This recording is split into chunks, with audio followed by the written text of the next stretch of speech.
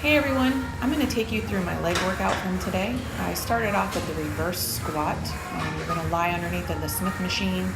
Once you get the weight unracked, you're going to bring your knees down as far as you can and push as hard as you can with your glutes and your hamstrings. From there, I did a one-legged leg press. You're going to turn yourself slightly in that seat off to the side, so you're really focusing on that glute and the outer side of the hamstring.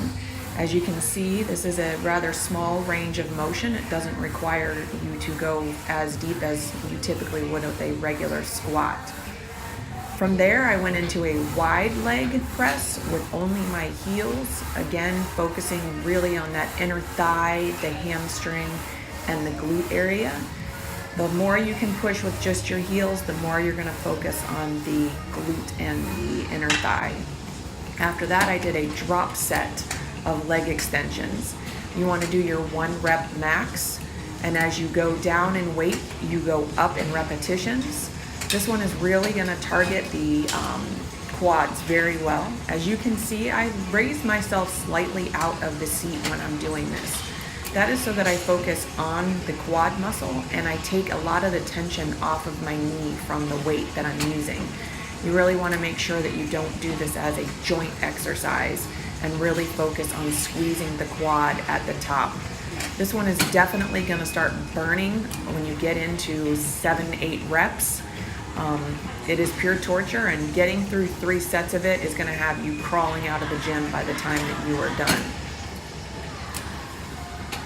It is okay to take a break, if you need to get some of that lactic acid out for a second and give yourself a minute to recuperate.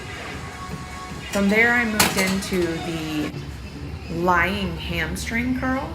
On this one, you really want to focus on squeezing where the glute and the hamstring tie in together. I keep my toes flexed with a flat foot so that it really focuses on that hamstring. Some other people like to actually point their toes, but I find that leaving my foot flexed works better. Then I did the rear cable leg kickbacks.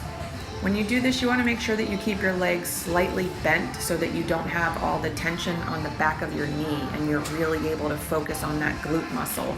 You really want to squeeze as hard as you can at the top. And just so you all know, this video has been slightly sped up to save some time from you guys having to watch me do so many repetitions. After that, I went and did calf raises. Try to keep in mind that your body is used to carrying your body weight all day long. So when you do a calf press, a calf raise, anything like that, you need to push a weight that's more than what you weigh so that you can get some growth in your calf muscles.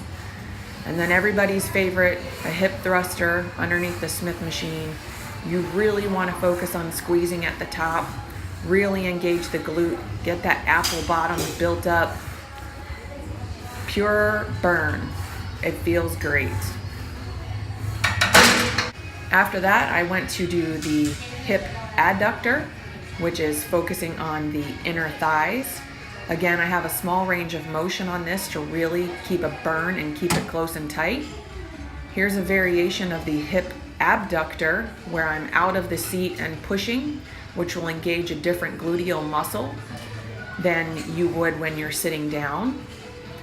I then did the traditional seated hip abductor, and you can get pretty heavy on these.